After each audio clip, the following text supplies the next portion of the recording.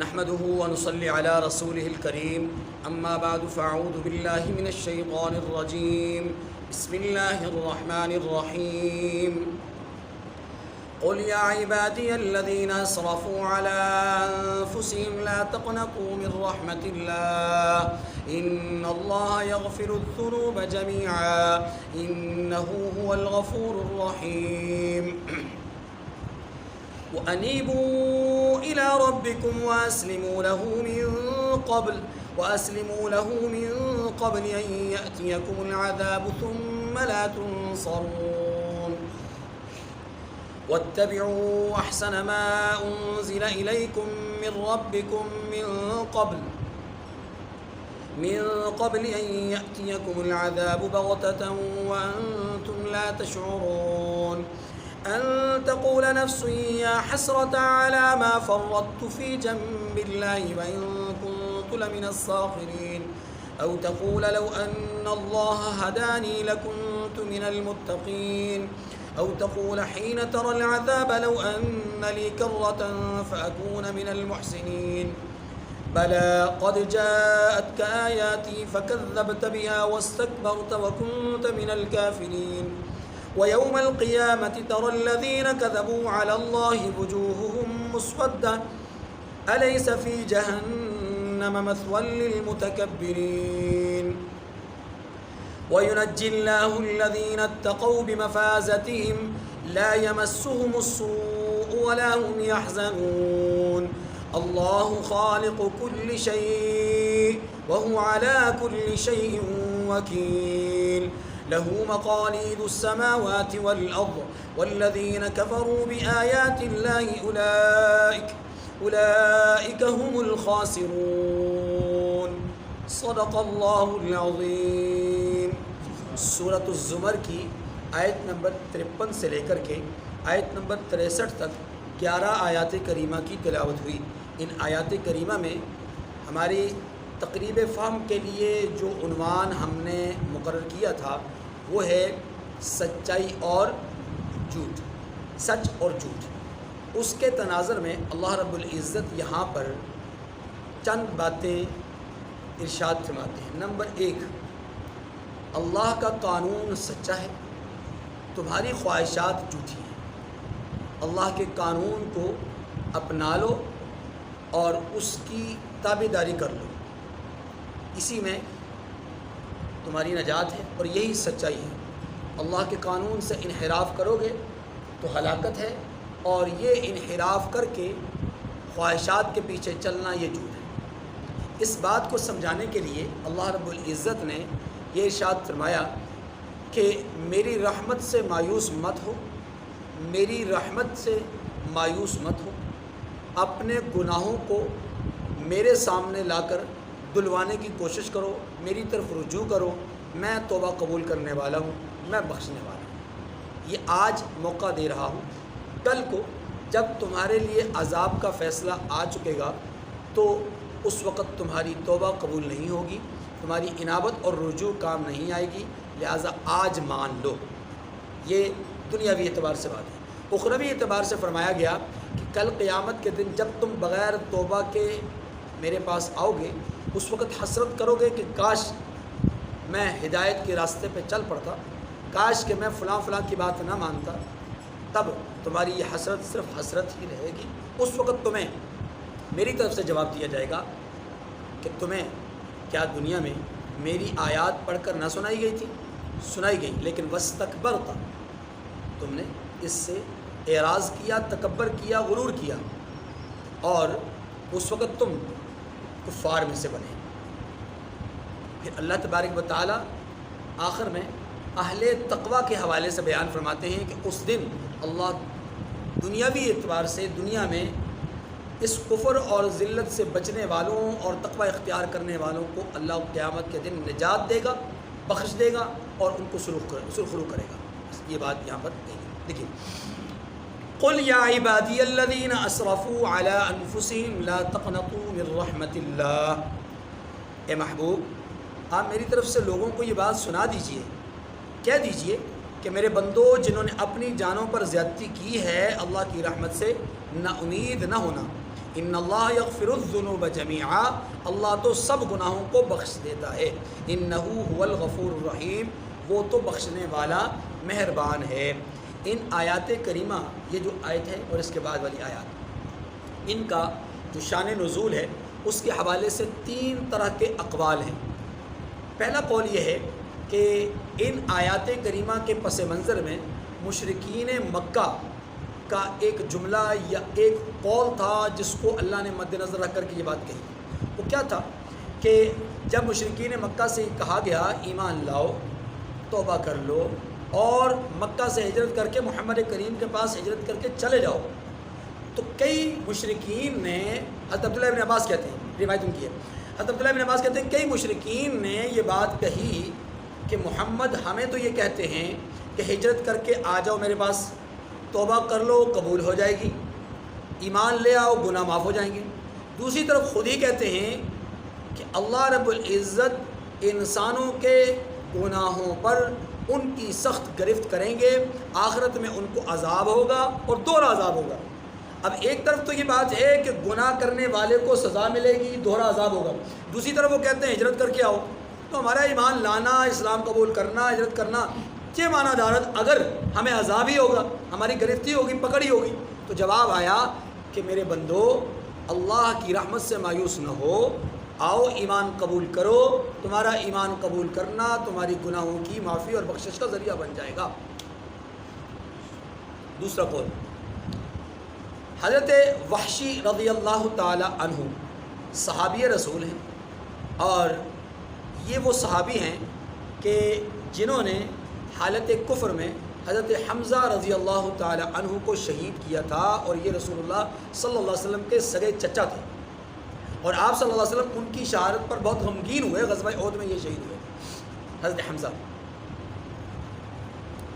हज़रत वहशी रज़ियल्लाहु अन्हु जब इस्लाम की उनको दावत दी गई तो उन्होंने इसी तरह के जुमले कहे कि एक तरफ तो मोहम्मद सल्लल्लाहु अलैहि वसल्लम की तरफ से ये बात पहुंची है कि उनके रब की तरफ से ये पैगाम है कि क़यामत के दिन गुनाह का वबाल गुनहगार पर होगा, उसको दोहरा अज़ाब दिया जाएगा। तो फिर हमारे ईमान लाने का क्या फ़ायदा, क्योंकि हम तो गुनहगार रहे, मैं तो गुनहगार हूँ, मैंने कत्ल भी किया है, मैंने दूसरे भी जराइम किए हैं, तो इन जराइम की जब सज़ा ही पानी है तो फिर ईमान लाने का फ़ायदा क्या होगा। यहाँ से उनको ये पैगाम दिया गया हज़रत वहशी रज़ियल्लाहु अन्हु को कि इल्ला मन ताब व आमन व अमिल अमलन सालिहन फउलाइका युबद्दिलुल्लाहु सय्यिआतिहिम हसनात। गुनहगारों को गुनाह की सज़ा मिलेगी मगर उनको सज़ा नहीं मिलेगी जो तौबा कर लें और अच्छा अमल कर लें।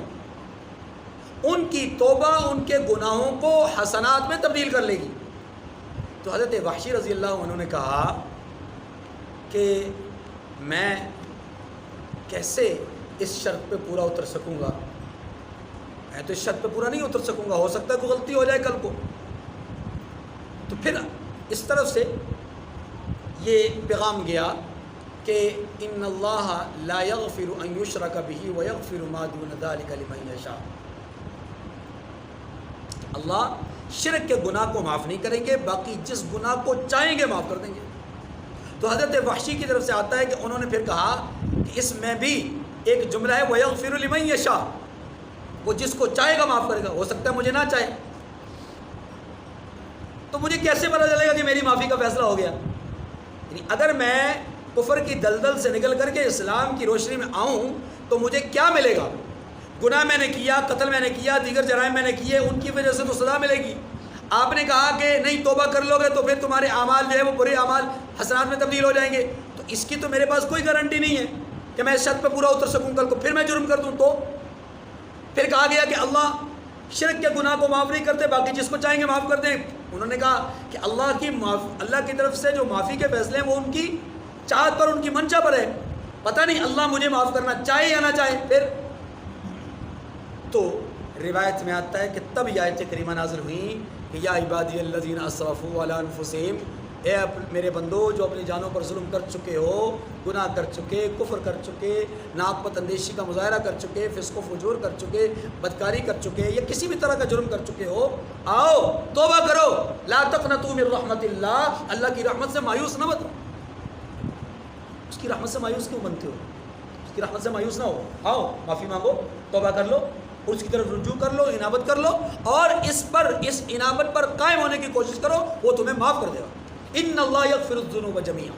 تو تب حضرت وحشی رضی اللہ تعالی عنہ کے بارے میں آتا ہے کہ وہ حاضر خدمت ہوئے، کلمہ کو پڑھا۔ یہ دوسرا قول۔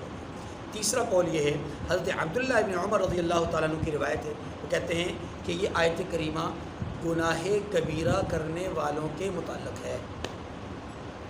کفر، مشرک، شرک ان کو مخصوص نہیں کیا گیا، بلکہ اس آیت کریمہ کا یا ان آیات کریمہ کا تعلق اللہ کے مسلمان بندوں میں سے جو کوئی غلطی کوتاہی کرتا ہے اس کے متعلق ہے کہ تم سے غلطی ہو گئی، کوتاہی ہو گئی، توبہ کر لو، انابت کر لو، تمہاری غلطی معاف ہو جائے۔ پھر بات سمجھ گئی۔ یہ تین طرح کے قول ہیں۔ پہلا، مشرکین جن کو ہجرت کی دعوت دی گئی، اسلام کی دعوت دی گئی، انہوں نے کہا کہ ہم اسلام قبول کر لیں، ہجرت کر لیں تو تب بھی گناہوں پر پکڑ ہی ہونی ہے، تو پھر اسلام لانے کا فائدہ کیا؟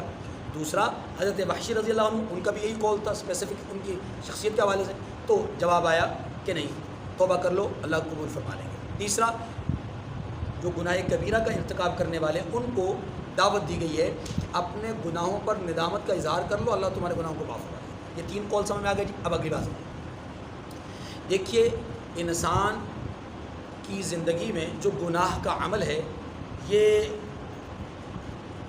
انبیاء علیہم السلام کے علاوہ ہر ایک سے ممکن ہے، ہر ایک سے امکان ہے، ہونا نہ ہونا یہ بحث الگ ہے، امکان ہر ایک سے، نبی سے گناہ کا امکان نہیں ہے، یہ بات سمجھ لیجیے۔ نبی میں اور غیر نبی میں جو سب سے بڑا فرق ہے وہ یہ کیا ہے کہ نبی سے گناہ کا امکان نہیں ہے اور غیر نبی سے گناہ کا امکان ہے۔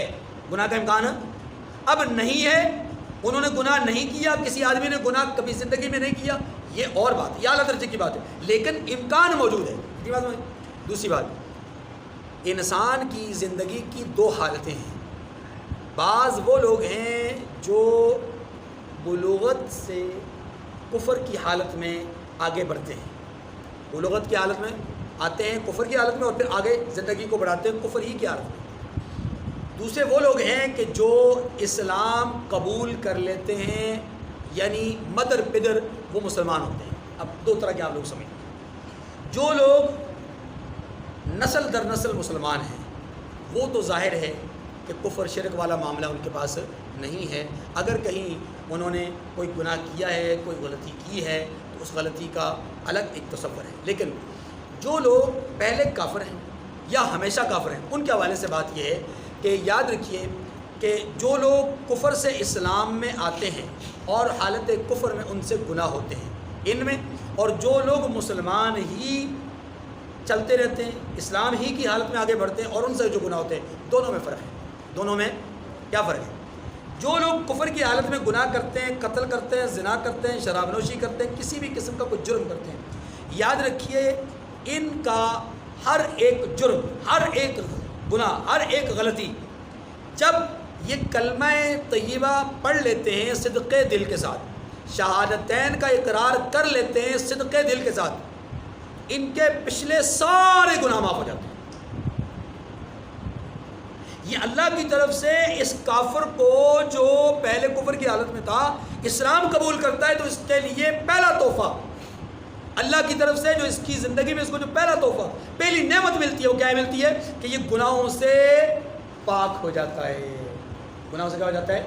اور یہ میں نہیں کہہ رہا، اللہ کے رسول صلی اللہ علیہ وسلم نے ایک ضابطہ بیان فرمایا، الاسلام یہدم ما کان قبلہ، اسلام قبول کر لینا پچھلے گناہوں کو انہدام کر دیتا ہے، منہدم کر دیتا ہے، وہ ختم کر دیتا ہے، گرا دیتا ہے، اب وہ پچھلے گناہ باقی نہیں رہتے۔ یہ ایک بات۔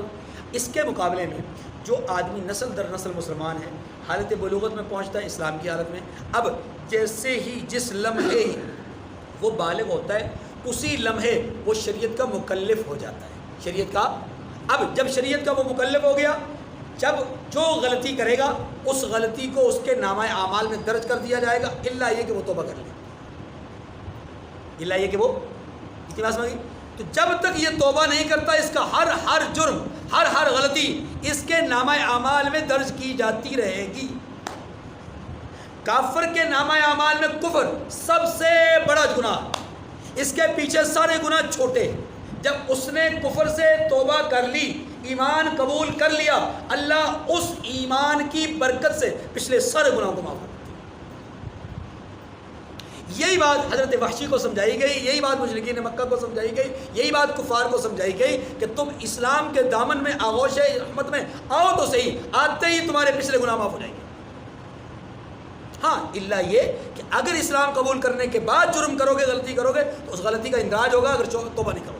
اب اسلام میں آنے کے بعد یا مسلمان جو نسل در نسل ہے وہ اگر غلطی کرتا ہے تو یاد رکھیے اس کی غلطی توبہ سے، اب اس نے کلمہ تو پڑھنا نہیں، اب اس نے شہادتین کی گواہی تو نہیں دینی، شہادتین کی گواہی تو وہ پہلے دے چکا، نسل در نسل دے چکا یا اسلام قبول کر کے دے چکا. اب جب کہ وہ غلطی کرتا ہے تو اس کے لیے کیا ہے کہ وہ توبہ کرے. وہ کیا کرے؟ توبہ. توبہ کیا ہے؟ غور کیجیے. اگر اس کا جرم اور اس کی غلطی کا تعلق اللہ رب العزت کے حق کے ساتھ وابستہ ہے تو پھر وہ دو طرح کے حقوق ہیں. یا وہ حقوق ہیں کہ جن کو ادا کرنا ممکن ہے، جیسا کہ نماز قضا ہو گئی تو نماز کو لوٹانا 100% ممکن ہے، یا اس کے ذمہ زکوٰۃ واجب تھی 2 سال 3 4 سال سے زکوٰۃ واجب تھی، ادا نہیں کر سکا، اور اس کے بعد اب بھی اتنی گنجائش موجود ہے کہ وہ پچھلے سالوں کی زکوٰۃ ادا کر سکتا ہے. تو جس حق کو ادا کرنا ممکن ہو اس حق کو ادا کرنا پہلی شرط ہے. حق اللہ میں، اللہ کے حق میں جس حق کو ادا کرنا ممکن ہو اس کو ادا کرنا پہلی شرط. نمبر 2، اگر حق کو ادا کرنا ممکن نہیں ہے، ایسی غلطی ہے، ایسا حق وابستہ ہے جس کو ادا کرنا ممکن نہیں رہا، مثلا زکوٰۃ ہی کو لے لیجئے، زکوٰۃ واجب تھی ذمہ میں 5 سال کی، اب وہ کلاش ہو گیا، اس کے بعد رہا کچھ نہیں، تو اب یہ اگر زکوٰۃ نہیں ادا کر سکتا مالی طور پہ، اس کے بعد پوزیشن ایسی نہیں ہے، تو اب یہاں پر یہ توبہ کرے گا. کیا کرے گا؟ توبہ. توبہ کیا ہے کہ اللہ رب العزت کی ذات سے وعدہ کرے گا کہ اب کی بار جب بھی وہ مالک نصاب بنے گا زکوٰۃ چھوڑے گا نہیں. ایک دوسرا یہ کہ اگر اتنی رقم کثیر تعداد میں اس کے پاس آگے کی پچھلی زکوٰۃ بھی ادا کر سکے گا تو ادا کرے گا. یعنی کہ پچھلے گناہ پر ندامت کا اظہار کرے، آئندہ نہ کرنے کا عزم کرے اور اللہ سے معافی مانگے. 3 بات، یہ 3 باتیں جس آدمی کی توبہ میں پائی جائیں گی اس آدمی کے لیے اللہ کی ذات سے 100% امید ہے کہ اللہ اسے معاف فرما دیں گے. یہ 3 شرطیں سمجھ آ گئی. نمبر 1، پچھلے پر ندامت، آئندہ نہ کرنے کا عزم اور معافی، اللہ سے معافی مانگنا. اگر اس بندے نے جو گناہ کیا ہے اس کا تعلق اللہ سے نہیں ہے بلکہ بندے سے ہے، یا اللہ اور بندے دونوں سے ہے، دونوں صورتوں میں یاد رکھیے کہ بندے سے متعلق جو حق ہے اس کی معافی بھی 100% ممکن ہے، لیکن اس کے لیے 4 شرطیں. اس کے لیے کتنی شرطیں؟ 3 تو یہی ہیں کہ جو ہو گیا اس پر ندامت کے آنسو بہائے، ندامت کا اظہار کرے، آئندہ نہ کرنے کا عزم کرے. تیسری بات، اس متعلقہ شخص سے جا کر کے معافی مانگے. اور چوتھی بات، اگر وہ حق واپس کرنے کی سخت رکھتا ہے، واپس کرنے والا یا حق ادا کرنے والا ہے، یا وہ ایسا عمل ہے کہ جس کو ادا کرنا ممکن ہے، مثلا کسی کی چوری کی ہے، کسی کا حق تلف کیا ہے، کسی کے مال پہ قبضہ کیا ہے وغیرہ وغیرہ، تو یہاں پر یہ سارے معاملات ادا کرنا ممکن ہے، تو ان چیزوں کی ادائیگی بھی واجب ہے. ان کاموں میں ان چیزوں کو لوٹانا بھی. یہ 4 باتیں جس آدمی کی توبہ میں پائی جائیں گی اللہ کی ذات سے 100% امید ہے کہ اللہ رب العزت اس گناہ کو بھی معاف فرما دیں گے. تو گویا توبہ کی شرائط اللہ کے حق سے وابستہ 3، بندوں کے حق سے وابستہ 4. لیکن یہ بھی یاد رکھیے گا یہاں ایک بہت بڑا ناقص قسم کا نظریہ لوگوں کا پایا جاتا ہے. وہ کہتے ہیں کہ اللہ تو اپنے حق ویسے بھی معاف کر ہی دیں گے، وہ تو غفور ہے، رحیم ہے، کریم ہے، اس کی پرواہ نہ کرے، بندوں کے حق کا اہتمام کرے. بھائی نماز چھوٹ جاتی ہے پرواہ نہیں ہے، روزہ چھوٹ جاتا ہے پرواہ نہیں ہے، فلاں کا عمل چھوٹ جاتا ہے پرواہ نہیں ہے، کوئی بات نہیں، اللہ معاف کر دے گا. یاد رکھیے یہ وہ جرت اور بے باکی ہے کہ جو اللہ رب العزت کے سامنے اکڑنے کے مترادف ہے. کہ لے مولا میں گناہ کر رہا ہوں، میں غلطی کر رہا ہوں، جان بوجھ کے نماز چھوڑ رہا ہوں، تو پکڑ، ہاں مجھے پتہ تو نہیں پکڑ سکتا، تو غفور ہے، تو رحیم. یاد رکھیے یہ بہت غلط سوچ، انتہائی غلط سوچ. اللہ رب العزت کے حوالے سے جہاں کہ اللہ غفور ہیں، رحیم ہیں، وہیں یہ تصور بھی ہونا چاہیے کہ اللہ قہار ہے، اللہ جبار ہے، اللہ عزیز ہے، اللہ غالب ہے، اللہ منتقم ہے۔ اس نے کہا ان بطش ربک لشدید، اس نے کہا ان ربک لبالمرصاد، اس نے کہا عزیز غفار، وہ عزیز بھی ہے تو غفار بھی۔ یاد رکھیے اگر اس کی غفاریت کا، اس کی رحیمیت کا ہم سوچتے ہیں تو ساتھ ساتھ دوسرے پہلو پر بھی ہمیں غور کرنا چاہیے۔ اسی لیے ایمان نام ہے بین الخوف والرجاء، امید اور خوف کے درمیانی کیفیت کا نام کیا ہے؟ ایمان۔ ہم نے امید تو قائم کر لی لیکن خوف اس کا دل سے نکال دیا۔ یہ خوف نکال دینا بھی یاد رکھیے ایمان سے نکل جانے کے مترادف ہے، کیونکہ ایمان نام دو چیزوں کا ہے نا، ایک چیز کو ہم نے اختیار کر لیا، دوسری چیز کو بالکل چھوڑ دیا، تو یہ غلط بات ہے۔ اب آئیے آیت کریمہ کو، فرمایا قل یا عبادی الذین اسرفوا علی انفسہم لا تقنطوا من رحمت اللہ، اے میرے بندو جنہوں نے اپنی جانوں پر زیادتی کی ہے اللہ کی رحمت سے نا امید نہ ہونا، ان اللہ یغفر الذنوب جميعا، اللہ تو سب گناہوں کو بخش دیتا ہے، انہ هو الغفور الرحیم، وہ تو بخشنے والا مہربان ہے، وانیبوا الی ربکم واسلموا له من قبل ان یأتیکم العذاب ثم لا تنصرون، اور اس سے پہلے کہ تم پر عذاب آ واقع ہو، اس عذاب سے مراد موت بھی ہو سکتی ہے، اس عذاب سے مراد حقیقتاً دنیاوی عذاب میں جیسا کہ بہت ساری قوموں پر عذاب آیا، وَأَسْلِمُوا لَهُ مِن قَبْلِ، اور اپنے پروردگار کی طرف رجوع کرو، من قبل اس سے پہلے کہ تم پر کوئی عذاب آ جائے، ثُمَّ لَا تُنصَرُونَ، پھر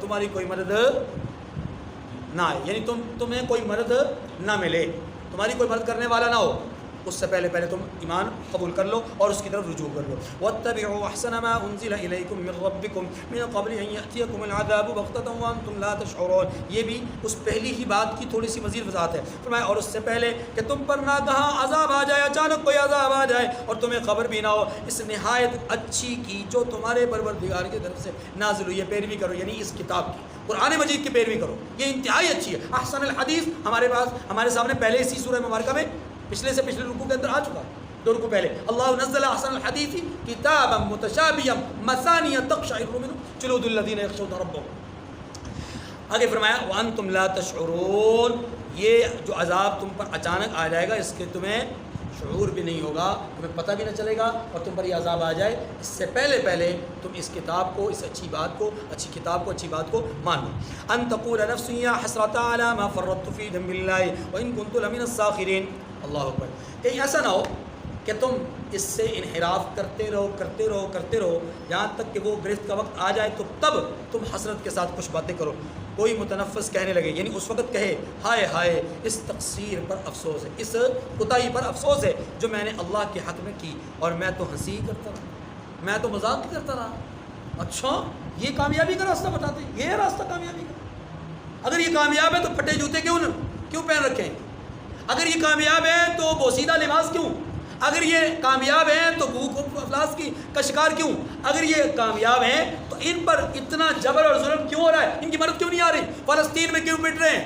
شام میں کیوں پٹ رہے ہیں؟ عراق میں، لبنان میں کیوں پٹ رہے ہیں؟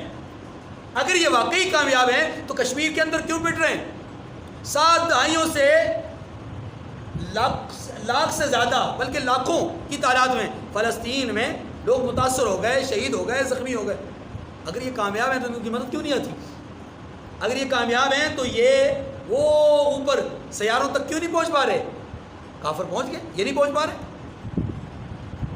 اللہ اکبر، یہ تان و تشنیع آج بھی لوگ مسلمانوں کو دیتے ہیں۔ اللہ فرماتے ہیں کہیں ایسا نہ ہو کہ کل تمہیں انہی تان و تشنیع پر افسوس کرنا پڑے کہ کاش کہ ہم یہ جملے نہ کہتے اور ہم ان جیسا راستہ اختیار کر لیتے، او تقول لو ان اللہ ہدانی لکنت من المتقین، یا یہ کہنے لگے، یعنی وہ کوئی آدمی یہ کہنے لگے کہ اگر خدا مجھ کو ہدایت دیتا تو میں ابھی پرہیزگاروں میں ہوتا۔ یعنی یہ دیکھیے یہاں پر اللہ تبارک و تعالیٰ نے اس بات کو بھی ذکر کیا جو آج ہمارے اس زمانے میں بہت سارے مسلمان بھی یہ جملے کہتے ہیں کہ اللہ توفیق دیں تو ہم بھی نمازی بن جائیں، اللہ ہی توفیق نہیں دیتے نعوذ باللہ۔ حالانکہ یہ بات 100% غلط ہے۔ توفیق کا مطلب کیا ہے؟ اسباب کا مل جانا، نیکی کرنے کے لیے اسباب کا مل جانا۔ ایک آدمی جس کے پاس مال نہیں ہے وہ اگر حسرت کرے کہ کاش کہ میرے پاس مال ہوتا، میں بھی زکوٰۃ ادا کرتا، اس کو اس حسرت کا بھی اجر ملے گا کیونکہ اس کے پاس اسباب نہیں ہیں۔ لیکن جس کے پاس اسباب موجود ہیں، مالک نصاب ہے، سال بھی گزر گیا ہے، زکوٰۃ بھی واجب ہو گئی ہے، پھر بھی کہے یہ اللہ نے توفیق نہیں دی اس لیے میں خرچ نہیں کر سکا، بھائی توفیق کیوں نہیں دی؟ سال بھر آپ کے پاس ایکسٹرا مال پڑا رہا، سونے کی صورت میں، چاندی کی صورت میں، یعنی تجارت کی صورت میں اور انویسٹمنٹ کی صورت میں یا نقدی کی صورت میں، یہ سب کچھ آپ کے پاس پڑا ہوا ہے. آپ کیسے کہہ سکتے ہیں اللہ نے توفیق نہیں؟ توفیق تو ہے، آپ ناشکری کر رہے ہیں. ایسے ہی نماز پڑھنے کی توفیق اللہ نے سبھی کو دی ہے. ٹانگیں دی ہیں، کان دیے، اذان کا وقت سنا ہے، اذان سنی ہے، آنکھیں دی ہیں، راستہ دیکھتا ہے، سب کچھ صحت دی ہے، چل کے جا سکتا ہے، ہر چیز اللہ نے مہیا کی ہے. پھر اگر نہیں جا رہا تو اپنی خواہشات کی پیروی کرتے ہوئے نہیں جا رہا، اس کا الزام اللہ پر نہیں ڈال سکتا کہ اللہ نے توفیق نہیں دی. یہی بات یہاں کہی گئی. کہیں ایسا ہو کہ کل کو کوئی یوں کہے کہ اگر اللہ ہدایت دیتا تو میں بھی متقین میں سے ہوتا. اللہ ہدایت دے رہے نا، یہ ہدایت کی بات ہے. یا عبادی الذین اسرفوا علی انفسہم لا تقنطوا من رحمت اللہ. اپنی جانوں پر ظلم کر چکے ہو، غلطی کر چکے ہو تو مایوس نہ ہو، آؤ انیبوا الی اللہ، اللہ کی طرف رجوع کرو. یہ اللہ کی طرف سے ہدایت ہے. بلا قد جاء او تقول حين ترى العذاب لو ان لي كرة فاكون من المحسنين. یا جب عذاب دیکھ لیں تو کہنے لگے کہ اگر مجھے پھر ایک دفعہ دنیا میں جانا ہو تو میں نیکوکاروں میں ہو جاؤں گا. یہ حسرت بھی کرے گا. اللہ فرماتے ہیں حسرت بھی کو بولو بلا قد جاءت کا آیاتی، اس وقت کہا جائے گا کیوں نہیں میری آیتیں تیرے پاس پہنچی تھی. فکذبت بها، مگر تو نے ان کو جھٹلایا. واستکبرت، اور تکبر میں آ گیا. وکنت من الکافرین، اور تو کافر بن گیا. اب تو یہ عذر پیش کر رہا ہے. عذر کا پیش کرنے کی ضرورت ہے کیوں؟ اس لیے کہ اتمام حجت میں پہلے ہی تمہارے لیے کر چکا ہوں. وَيَوْمَ الْقِيَامَةِ تَرَى الَّذِينَ كَذَبُوا عَلَى اللَّهِ وُجُوهُهُمْ مُسْوَدَّةٌ، اور جن لوگوں نے اللہ پر جھوٹ بولا تم قیامت کے دن دیکھو گے کہ ان کے منہ کالے ہو رہے ہوں گے. اللہ اکبر کبیرہ. اللہ نے کیسی زبردست نشانی بتائی ہے. ہم تو اس دنیا میں بھی دیکھتے ہیں کہ بہت سارے لوگ ایسے ہیں کہ جو بڑی بڑی باتیں کرتے ہیں، لیکن جب مرتے ہیں تو ان کے چہرے سیاہ ہو جاتے ہیں اور ان کی قبریں جب کھلتی ہیں تو ان کی شکلیں بدلی ہوتی ہیں. قیامت تو قیامت ہے. اور الحمدللہ اہل حق جو دین کے سچے پیروکار ہیں ان کی رنگتیں سیاہ بھی ہوں تو چہرے وجیح نظر ہوتے ہیں. وہ مر جائیں تو ان کے کفن میلے نہیں ہوتے، وہ مر جائیں تو ان کی شکلیں بدلتی نہیں ہیں بلکہ ان کی قبروں سے خوشبوئیں آتی ہیں. ابھی 1.5-2 ماہ پہلے بارشوں میں ملتان کے اندر ایک بزرگ سید عطا اللہ شاہ بخاری رحمۃ اللہ علیہ کے صاحبزادے،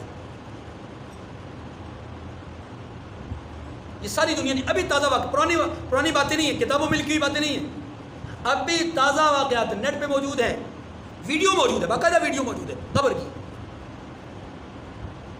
حضرت کو انتقال کیے ہوئے کئی سال بیت گئے اور ان کی قبر بارش کے پانی کی وجہ سے کھل گئی تو بالکل ہنستا مسکراتا چہرہ اور کفن بالکل صاف ستھرا، بالکل ویڈیو موجود ہے. اللہ دکھاتے ہیں. اور ایسے بھی بدبخت ہیں جو اللہ کے رسول، ان کے اہل بیت، اصحاب رسول، مقدس شخصیات پر لب کشائی کرتے ہیں، اللہ کے خلاف توہین آمیز کلمات کہتے ہیں اور خود کو بڑے بڑے علامے کہتے ہیں. اللہ ان کی موت کے وقت ان کے چہروں کو بدل دیتا ہے. اس کی بھی تصاویر موجود ہیں، چہرے بدل گئے ہیں. قیامت تو قیامت ہے. اللہ دنیا میں بھی نشانیاں دکھاتے ہیں. یوم تبیض وجوہ وتسود وجوہ، اللہ فرماتے ہیں قیامت کا وہ دن ہے کہ جس دن کچھ چہرے سیاہ ہوں گے اور کچھ چہرے کیا ہوں گے؟ سفید ہوں گے. اللہم بیض وجوہنا یوم تبیض وجوہ وتسود وجوہ. اے اللہ جس دن تو چہروں کو سیاہی اور سفیدی عطا کرے گا، اے اللہ ہمارے چہروں کو سفیدی عطا فرما. اور اس سفیدی سے مراد چمک دمک ہے. کون سی چمک؟ وہ چمک جسے رسول اللہ پہچانیں گے. آپ جانتے ہیں یہ کون سی چمک ہے؟ رسول اللہ صلی اللہ علیہ وسلم فرماتے ہیں کہ قیامت کے دن میں اپنے امتیوں کو اعضائے وضو سے پہچانوں گا، کہ ان کے اعضائے وضو چمک رہے ہوں گے، یہی چمک ان کی سفیدی ہوگی. تو دعا فرمائیں اللہ تعالیٰ قیامت کے دن ہمارے چہروں کو منور فرما دے. الیس فی جہنم مثوی للمتکبرین، کیا غرور کرنے والوں کا ٹھکانہ دوزخ میں نہیں ہے؟ یقیناً ان کا ٹھکانہ دوزخ ہے. وَيُنَجِّي اللَّهُ الَّذِينَ اتَّقَوْا بِمَفَازَتِهِمْ، اور جو پرہیزگار ہیں ان کی کامیابی کے سبب اللہ ان کو نجات دے گا. لَا يَمَسُّهُمُ السُّوءُ وَلَا هُمْ يَحْزَنُونَ، نہ تو ان کو کوئی سختی پہنچے گی اور نہ وہ غمناک ہوں گے. کیا معنی یہ؟ نہ آنے والے دنوں کے حوالے سے کوئی تکلیف پہنچے گی اور نہ ماضی کے اعمال پر ان کو کسی قسم کی کوئی غم اور پریشانی ہوگی. اللہ خالق کل شیء، اللہ ہی ہر چیز کا پیدا کرنے والا ہے، وہو علی کل شیء وکیل، اور وہی ہر چیز کا نگران ہے، لہ مقالید السماوات والارض، اسی کے پاس آسمانوں اور زمین کی کنجیاں ہیں، والذین کفروا بآیات اللہ اولئک هم الخاسرون، اور جنہوں نے اللہ کی آیتوں سے انکار کیا ہے وہی نقصان اٹھانے والے ہیں۔ اے اللہ ہمیں نقصان اٹھانے والوں میں سے نہ بنانا، ہمیں کامیاب اور کامراب لوگوں میں سے بنا دینا۔ اے اللہ ہمیں ان اعمال کے کرنے کی توفیق نصیب فرما جن اعمال سے تو راضی ہوتا ہے، ان اعمال کے کرنے سے بچا جن سے تو ناراض ہوتا ہے۔ اے اللہ اپنی اور اپنے حبیب کی رضا دنیا اور آخرت میں ہمیں نصیب فرما۔ وآخر الدعوانا ان الحمد للہ رب العالمین۔